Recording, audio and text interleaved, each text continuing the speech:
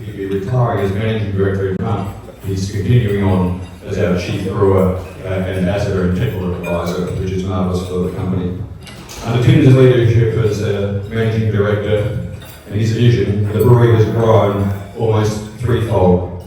He's been the instigator of the new brewery that you've seen today, the developments of this site, the malting plant that we went through, numerous capital expenditure projects in warehousing and manufacturing with the expanding volume, and now this magnificent visitor centre that we're sitting in today with a microbrewery and distillery. Tim is a prodigiously hard worker. He is internationally recognised for his brewing expertise and experience and leadership. He has been president of the Institute of Brewing and Distilling in London. He's been president of the Brewers Association in Australia. He served the community on various not-for-profit boards, including Anglicare and the Royal Flying Doctor. In 2006, he established the Coopers Brewery Foundation, which has given $8.2 million to 370 charitable organisations. He's a great host and will enjoy a beer and a chat with ministers and punters alike. He's a great family man and now has his son Ian and daughter Louise, the sixth generation in the business. It is my great privilege to be able to work with Tim. Please welcome Dr. Tim Cooper.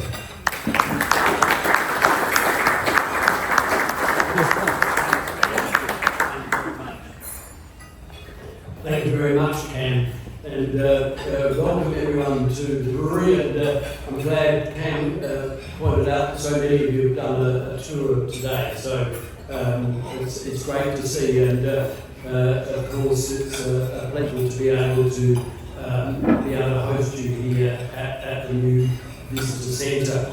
I'm going to give you, what Cam asked me to do is to give you a thorough history of the company. So I'm going to endeavour to do that in the time allotted. Hopefully I won't go over, but if I do blame it on jet lag, I got back from Europe on Sunday night, and I'm still waking up at 4 o'clock in the morning.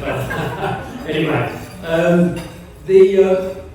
the nice thing to say about Coopers is that we are the largest Australian-owned brewery. That we became that in the end of 2011, when CUB, or formerly Foster's, was taken over by SAB Miller.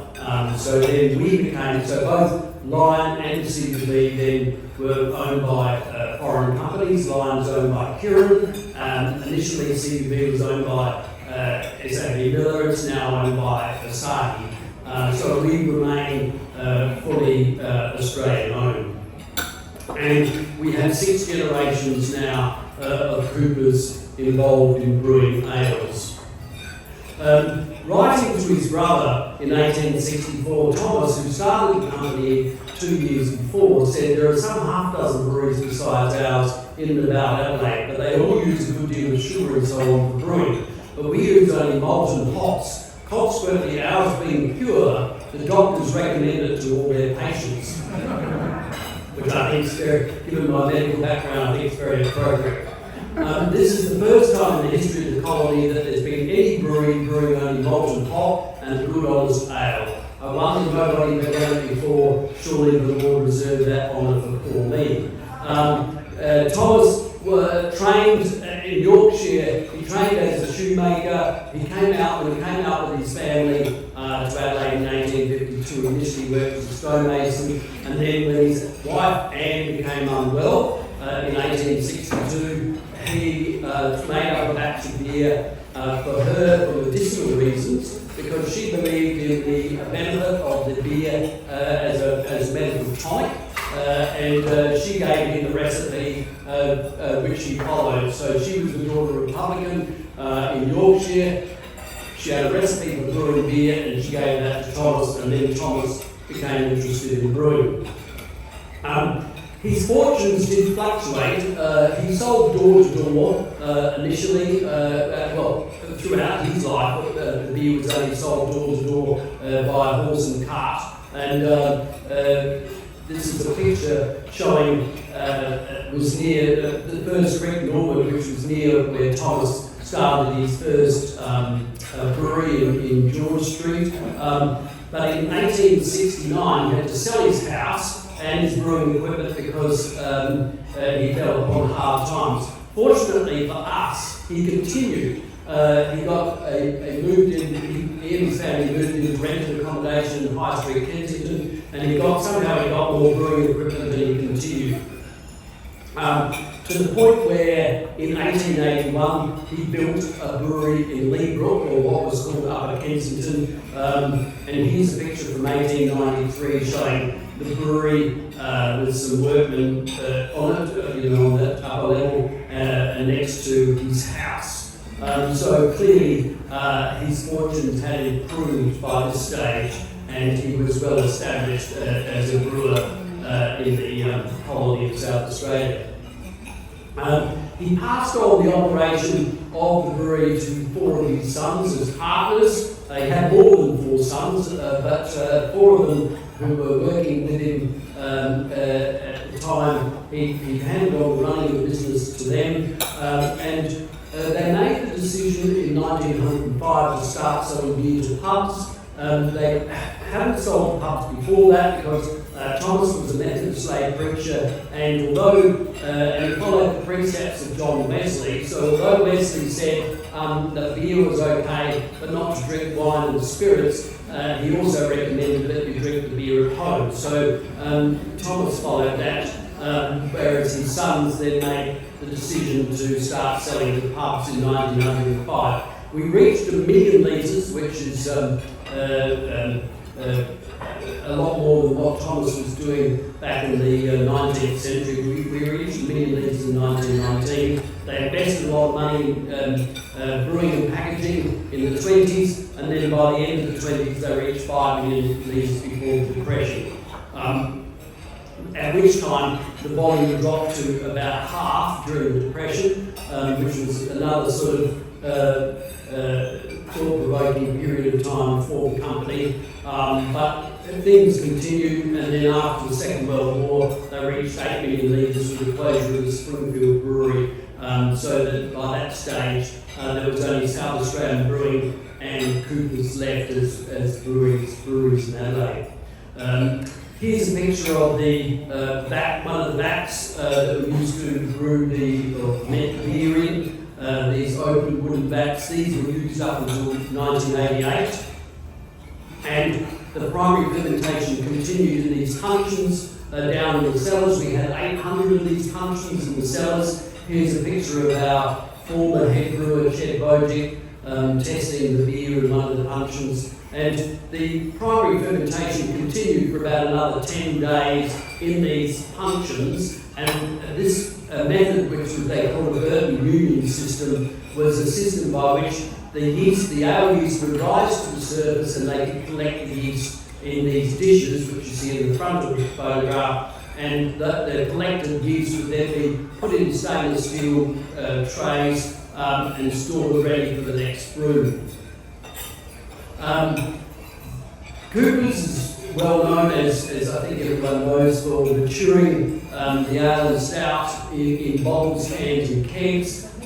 So we have, at the time of packaging, we have a small amount of yeast retained in the beer and a small amount of sugar added to the beer, and then the fermentation continues in the bottle or the can or the keg. And in those days, they used to have the bottles in rows like this, like in a champagne house, stored on their sides, and then they would label them and put them in crates, which you see in the picture below. So there's a fellow in the picture with his sort of hands on his waist, and that's Maxwell's father, Ray Cooper, in 1948. So Maxwell is Cam's father-in-law.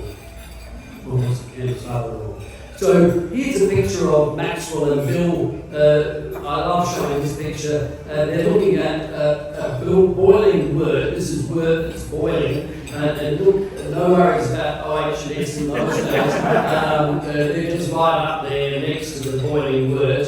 Bill, my father, is the one closest, and then Maxwell, Cam's father-in-law, is next to him.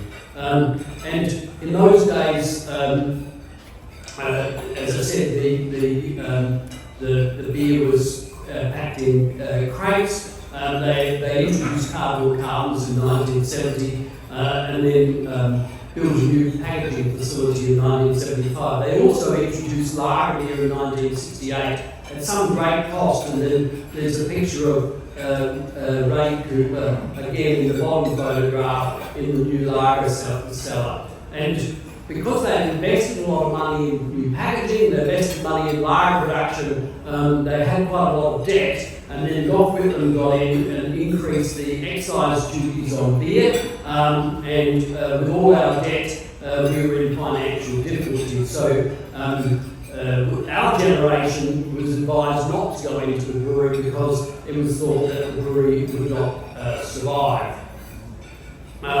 Fortunately, they, in 1977, they made a decision to get into home brew. They've been experimenting. The picture of, you saw the picture of Chet Bojek earlier.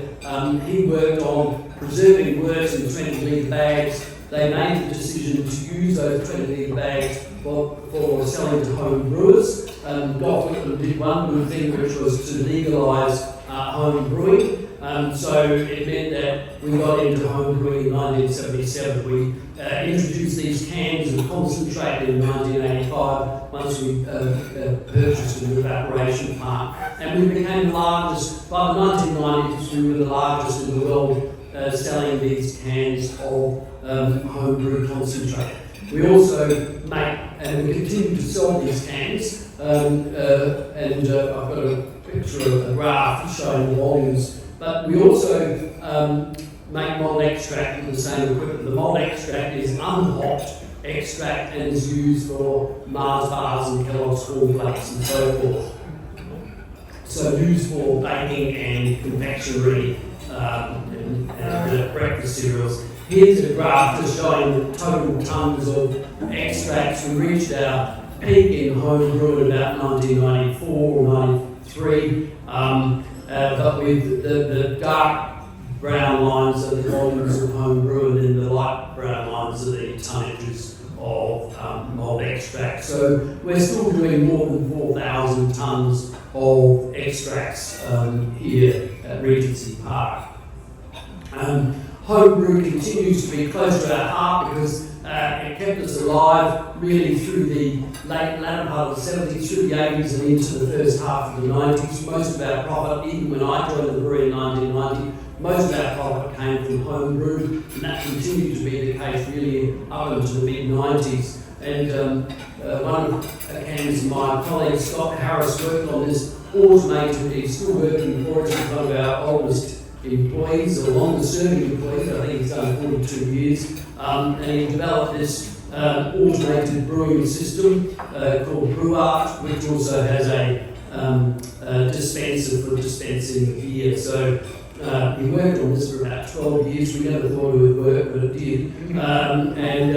So it's a fantastic development, which is good for home brewers, so that they can set it up and leave it alone, and it tells them when their beer is ready to be consumed. We also Bill and Maxwell established the maltings with a partner called Bill Gill in 1986, so this was an additional aspect of barley that we were already brewing beer with barley, we were making malt extract and homebrew concentrate with malted barley, so we decided that we would get into the malting of barley. And this is a picture of our maltings. We're in Adelaide Malting Company in Cavan, which we sold in 2002. And we sold that to help pay down debt from building a new brewery. Just a little bit of background before we talk about the new brewery here at Regency Park. There were changes in the ownership of the breweries in Australia. There used to be 10 brewing companies in Australia back in the 1970s, but there was consolidation in the industry so that both Alan Bolton and John Elliott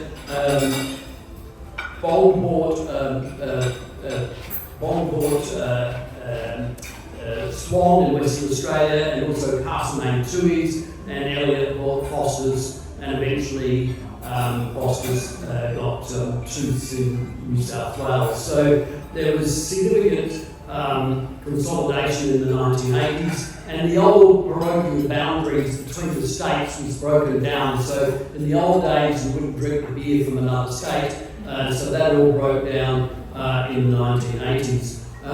The purchase of Tooths, the fact that Tooths got sold initially to Penfolds and then eventually to Foster's, meant that Bill and Maxwell were able to buy kegs from Tooths in 1983, and that allowed us to get into keg production for the first time.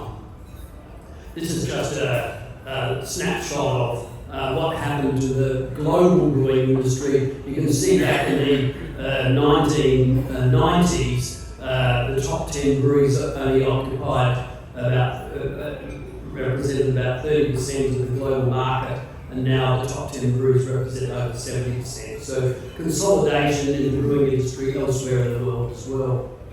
What happened here in South Australia is that Lion Nathan of New Zealand, they bought, when Alan Bond went bankrupt, they bought the breweries that Alan Bond had, namely Swan, Castlemaine and Tuies. And then they bought, for us, a good thing, they bought South Australian Brewing in 1993 because they made the excellent decision for us to sell the pubs that South Australian Brewing had. Douglas Meyer said to my father Bill that if a brewery has to depend on a tired pub estate to sell its beer, then it doesn't deserve to survive. And my father thought, well, good luck with that idea, mate.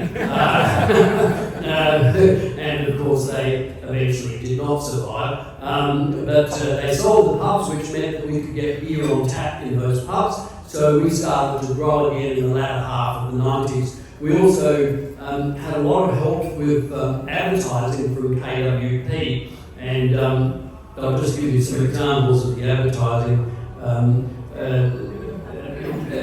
Picking a beer used to be pretty simple. People either drank VB or 4X. For special occasions, it was Crown. And for those who wanted an album, it was Coopers. Now, I showed the picture of the bride and her bridesmaid, an elegant picture here, as she drinks the beer. More just to emphasise the fact that in those days, when I joined the company in 1990, about 99% of all the beer was lager here, and Coopers was only Coopers made ale and stout, and we had some lager, but we were only 1% of the total volume. KWP did a great job for us in terms of coming up with a lot of quirky advertisements. Cloudy but Fine was one of their famous ones, although that was done when they were still at Clemenger, but Cloudy but Fine, but yes, under old management, brewed by beer nuts. And a lot of, there's a picture of Maxwell there. Breweries should never be run by accountants, breweries should never be run by brewers. And it was not only local, sell your house. So they came up with a lot of quirky ads which were very good and helped us in growing the volume here in South Australia. But then we ran into a problem of not being big enough we ran out of capacity at Leabrook in Burnside. Initially we ran out of brewing capacity, then we ran out of evaporation capacity, and then we ran out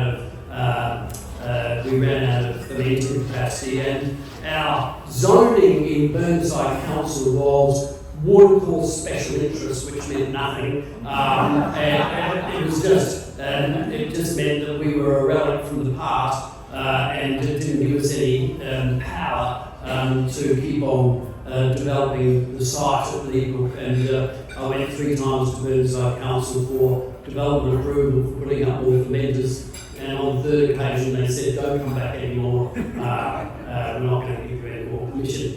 So we made the decision to move to Regency Park. Fortunately, Bill saw this advertisement in the newspaper, and and we came down and had a look at this. This was the former STA workshops here. Just the building that was on this site, it was equivalent to all the land that we had at Leabrook.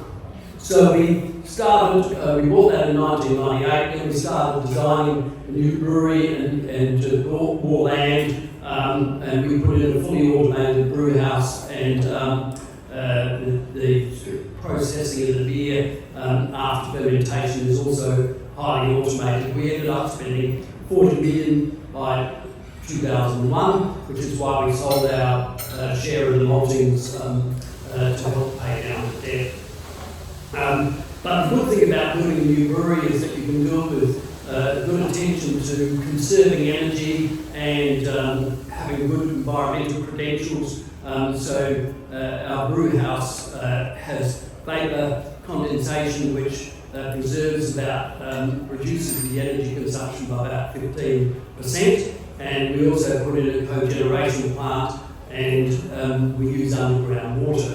Here's a picture of the reverse osmosis. We take the water from about 190 metres underground, and it's fairly salty, so we have to pump the retentate, the salty part of the water, out to the Barker Inlet. So we've got a 7-kilometre underground pipeline that takes the water out to the Barker Inlet. And here's a picture of the cogeneration plant. We can generate 4.4 megawatts of power. But the good thing about this is that, because people ask me, why don't we have solar panels? It's because we have one of these. This is the cogeneration plant. So the gas we burn in this not only generates power, but also all the waste heat is used to generate steam. So we would otherwise need to burn steam burn gas to create steam. So this is a very using a very full use of the thermal energy of the gas. It also means that when the grid fails, like it did in 2016, we were able to go into island mode and so keep on operating while the rest of the state is blacked out. When I was working at my desk at 4:15 when it happened, I saw a flickering of the lights, and I asked one of my colleagues, one of our engineers, have we gone into island mode? And he came back and said, yes, we had. I kept on working until 6:30 and then started driving home, and I said to my wife, wow, Barbara, there's no lights on anywhere, and even the traffic lights have gone out. And she says, well, you've been working in Bristol ignorance, not knowing that the whole state's blacked out. She said you should have stayed at the brewery. So anyway, that was the benefit of being able to go into what we call island mode. So when there's a detection of a problem in the grid, then we just shut ourselves off from the grid. So the next thing that happened after we finished building the new brewery, obviously we had a lot more capacity. We made it deliberately much bigger than we needed for future expansion, but we didn't know how quickly we would grow. We were approached by what was the largest brewer at the time, Anheuser-Busch, who asked whether we'd think about local brewing with Budweiser. But through those discussions, we ended up forming a joint venture with the local representative of Budweiser in Australia, which was called Premium Beverages, and that started us down the path of helping us sell our beer outside of South Australia. We were already doing that through wine companies, and we were using Yalumba at the time, and we changed. But when we started Premium Beverages, it meant we had our own salespeople in each of these states, and now we have a total of 74 people around the country in the national sales team. So it made a big difference to us to have our own salespeople calling on the publicans and selling beer to the pubs and the bottle shops. This, though, attracted the attention of Lion Nathan. I don't have time to go into this in great detail, but because I could talk about this for half an hour, just on this subject. Cam was with me through this whole ordeal, which started really in June of 2005, when we were offered by Lion Nathan $260 a share. Our shares had been worth $45, They offered us $260 a share to sell our brewery, which we didn't want to do. Rob Murray rang me after they made the presentation to the board. He rang me 3 weeks after and he said, "What's happening?" I said, "Not much." And he said, "What do you think's going to happen?" I said, "Not much." He said, "Well, why is that?" And I said, "Well, the board and their families control about 60% of the shares, so I don't think we'll be selling." And he said, "Oh, well, we'll see about that." Anyway, after a lot of legal wrangling and a lot of litigation thrown at us by Lion Nathan, eventually we were allowed to have our EGM in December of 2005 when 93.4% of the shareholders agreed that they didn't want Lion to have any chance of buying shares, so we were able to change the constitution to stop them from buying shares. So, as we say here, it's not about the money. So that was a great thing that, fortunately, most of the shares were in the hands of the 4th generation and they were very loyal. Bill and Maxwell said they will go to their graves with their shares. So they led the fight from the front. Having survived that, and we got a lot of public support for not selling, we decided to start the Coopers Brewery Foundation, which Cam mentioned, and we did this in 2006. And initially the idea was just to collect the funds from tours and then donate that money to charity. But gradually we added other things to it and it expanded so that we've now, with the most recent donations that we made just last week, it's close to approaching $8.5 million that we've raised and distributed to various charities. Thank you very much.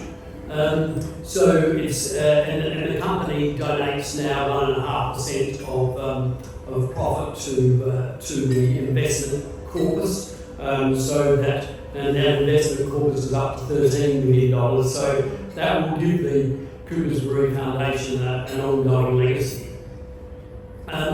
Just carrying on the story about expansion, so this is just a graph showing how we grew so much through the last 20 years or so. We've more or less plateaued a little bit in the last few years at about 80 million litres. Just to make a point about another aspect, apart from having our own salespeople interstate, a lot of the benefit that we achieved was really the burgeoning craft brewing industry. Although we didn't really consider ourselves to be craft, many consumers did. So, here we say purely functional beers, like we've got the Carlton Draft here, it's just a commodity and the market will dictate the price.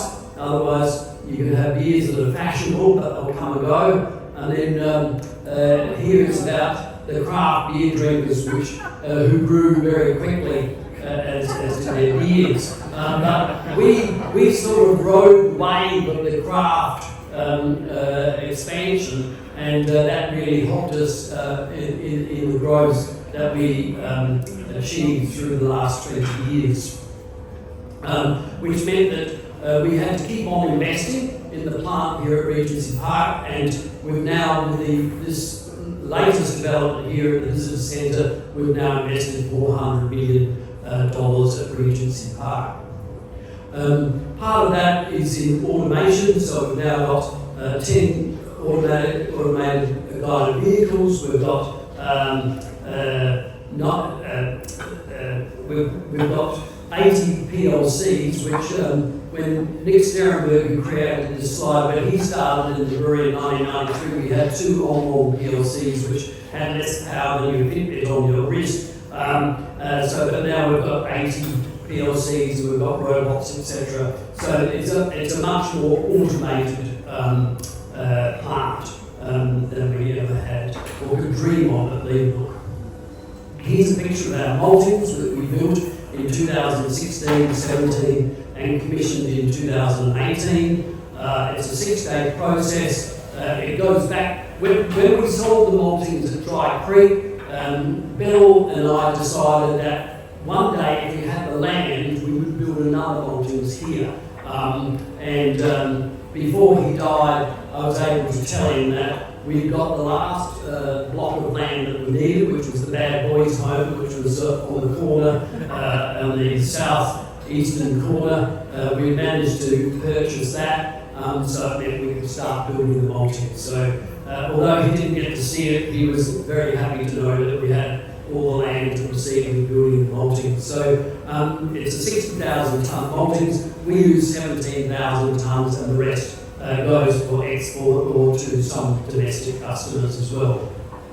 And one thing just to mention is that we can save 40% of the gas in the kiln. The kiln uses a lot of gas.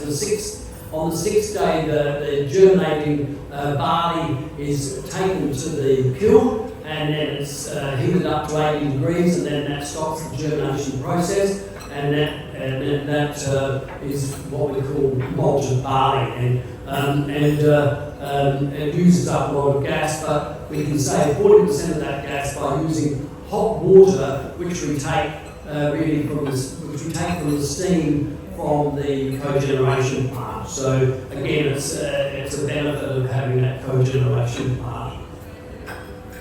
And finally, the subject of the new visitor centre, where you're enjoying lunch. We made the decision that in 2020 or 21 that we might go into whisky. This had been on our minds for 2 or 3 years, and you might ask the question, why should we go into whisky? Well, malt whisky is made from barley malt. So we've already said that we make beer from malt, we make extract from malt, and homebrew concentrate. We thought that it would be good to make malt whisky. So we also have a ale yeast, which is very suitable for whisky production, because other distillers buy our yeast for that purpose. And there's growing optimism about Australia being a reasonable place to produce whisky. Also, we were conscious of the fact that beer consumption in Australia is going down. If you look at the black line on this graph, back in the mid-70s, when Cam and I were at university, that was back in the heyday of beer consumption, where we were consuming 140 litres of beer per year per capita, and we were third only to Czechoslovakia and East Germany. Now we're about 20 down the list, where we only drink a bit more than 60 litres per head. So unfortunately, a lot of people drink wine now instead of beer. And part of it is the fact that compared to wine, beer is taxed very heavily. And so Australia is third in the world behind the notoriously anti-alcohol jurisdictions of Norway and Finland, and we come in third behind them in terms of how heavily we tax the beer. So, without labouring the point, we started talking with one of our suppliers, Briggs, about how we got out doing whisky, and we became convinced that we should have a microbrewery. One of the things Cam wanted as well was our ability for us to do small batch brewing here, and that gives us the ability to experiment with different products. And then we can sell those products as well if they turn out to be okay. We can sell them here in the visitor centre.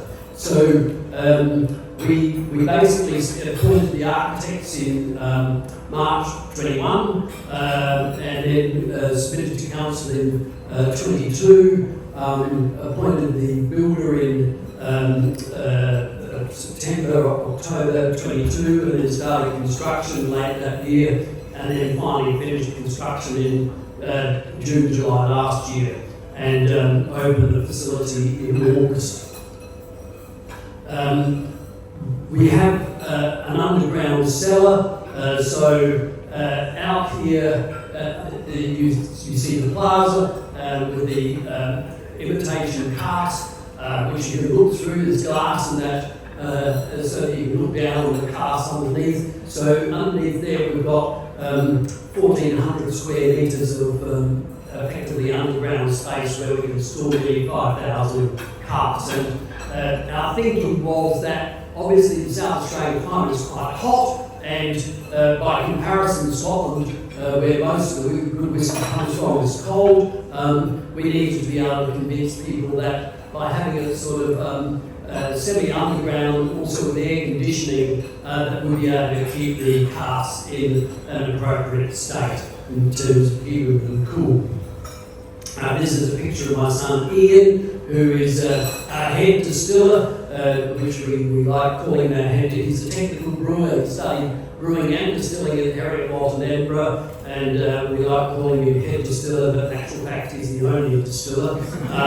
And he started distilling in September last year. So we're making the spirit and putting it in casks of his, and here's a picture of him by the wash still. We have 9,600 litre wash still, and behind him is the 5,500 litre spirit still. The wash still takes it up from 8%. You do a fermentation like you would do with beer, but without adding hops, and then that's we produce a beer that's effectively 8% alcohol. The wash still takes it up to about 20% alcohol, and then the spirit still takes it up to about 68% alcohol. And then you put the spirit into the cask. And just a picture of me with the visitor centre, which we get, as I say, we opened at the end of August, and we employed 6 chefs and about 12 or 14 of the catering staff, hospitality staff, who are also our tour guides. So, which is a nice effect that our not only are they experts in hospitality, but they're also experts in providing tours for visitors. But just talking about the family, we have 3 members of the 6th generation involved in, whose picture you saw. There's my daughter Louise, who's on maternity leave, and she was involved as project manager for the construction of this facility. And then also Andrew Cooper, who is Glenn Cooper's son. Here you'll see on the table, on the picture, Glenn retired as from the board at the end of 23, and then Andrew, his son, took his place. And Cam represents, took over from Maxwell as director in 2002. And that's a lot. Thank you very much for your attention.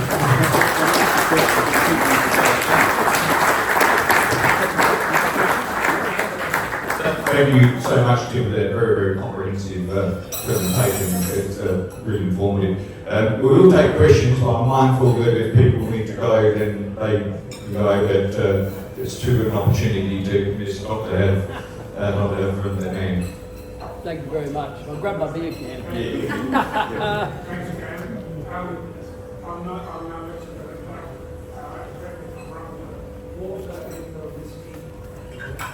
Thanks, Paul. Dr. Tim, I'm no expert, but I believe, and correct me if I'm wrong, water in the whisky production process is extremely important. Yes. Do you use the same water from the Quebec reserves for your whisky, Yes. or is the water from elsewhere? No, we do. We use, so all the water on site for production, whether it's for, thanks Cam, whether for beer or for whisky, is using the underground water, which is somewhat salty. In actual it's quite salty. You can't put it on the walls because it kills the walls because it's too salty. But of course, it comes free of charge. We put it through reverse osmosis, and so it effectively ends up being like distilled water with no mineral content in it at all. In actual fact, we're using it in the maltings to keep the barley moist during the malting phase in the germination vessels, and because it's got no mineral content, it leaches minerals out of the concrete, so we had to stop doing that. But it's an indication that it's very pure after reverse osmosis, so it's quite suitable in terms of having no flavour profile.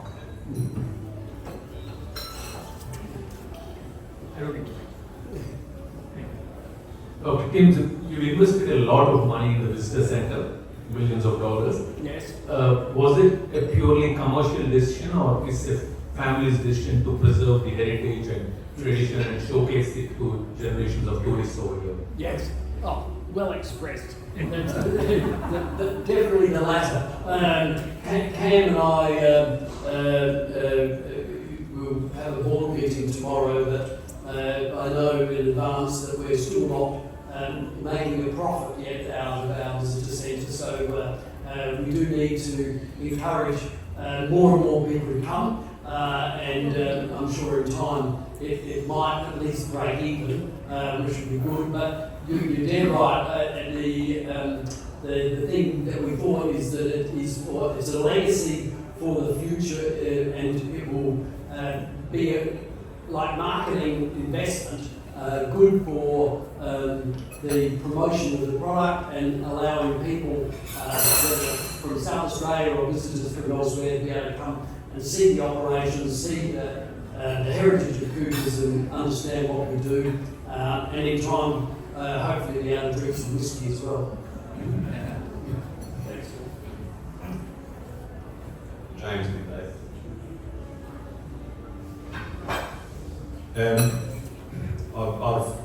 I've noticed a lot of multi-generational businesses sort of come apart at the seams at about this third or fourth generation.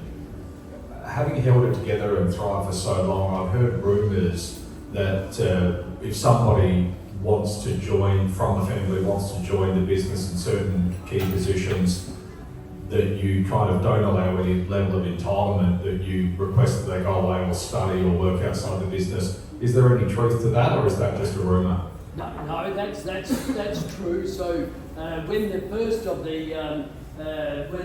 of the sixth generation joined us, Glenn's daughter Rachel joined us back probably 15 years or so ago, and now she's not in the business. But we, as a group, we agreed what the template should be, or what the process should be, that we would encourage the next generation to get university degrees, get some relevant experience, and if they're still interested in coming into business at the age of 30, then they can be considered. So far, all four of them who have come into the business have done exactly that. So they've all come in after the age of 30. I said to my eldest daughter, Louise, who did 7.5 years as a lawyer, when she was studying, she said to me, "Dad, maybe after I've been a lawyer for 5 years, I might come to work for you." And I said, "Oh, that would be very good, Louise, if you do." But I said, "But just remember, it's like the Hotel California. You can check out, but you can never leave."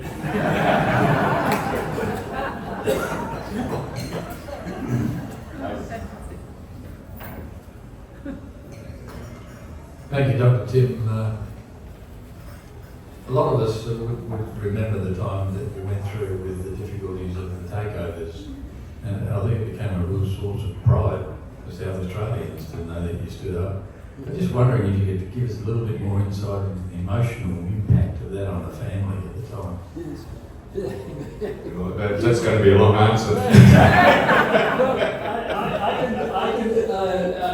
I'll answer it this way, because my dear wife Barbara, who was never really quite sure that it was a good idea for me to swap from being a medicine to going into the brewery, but anyway, she early on, very early on, she said, "Well, I married a doctor, not a brewer," and I say, well, it took 5 years for her to get used to the idea. I've been told by her friends that it was more like 10 years. Anyway, she, during the battle, she would she'd get up and she'd look at the advertiser in the Australian, and she'd say, "Oh, because just that every day that was for really 3.5 months, there was something in the paper every day." So she'd say, "Well, don't read the Australian today, read the advertiser," or vice versa. And then it got to the last week before the vote that we had, where we prevailed. And on the Monday, there was a full-page ad in the Advertiser, and Lion Nathan was saying various bad things about my father, Bill, and me. And then the next day, Barbara said, "Oh no, it's even worse today." And I said, "Oh, I suppose being a New Zealand company, they're saying things about sheep and us and so forth." Well, and she said, "No, they've even talked about me now." But Cam was a great support to me, and such a good support to me. I can say this publicly because Bill and I, there were 6 directors at the time, and Bill and I were very determined that we wouldn't sell, and so was Cam. It was tough at times because we had 2 lots of lawyers. One of the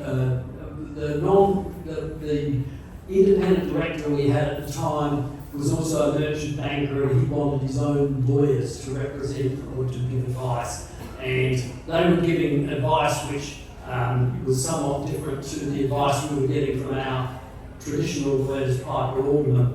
Anyway, what Piper Alderman said for us to do right at the beginning, back on the 1st of September or the 2nd of September, turned out to be the right answer, which was to get to have a vote as quickly as possible. But it was a very cumbersome process because we were snarled up by getting this different legal advice, and it meant that we ended up doing a target statement in response to a bidder statement, which we couldn't have avoided if we had just gone to a vote as quickly as we wanted to.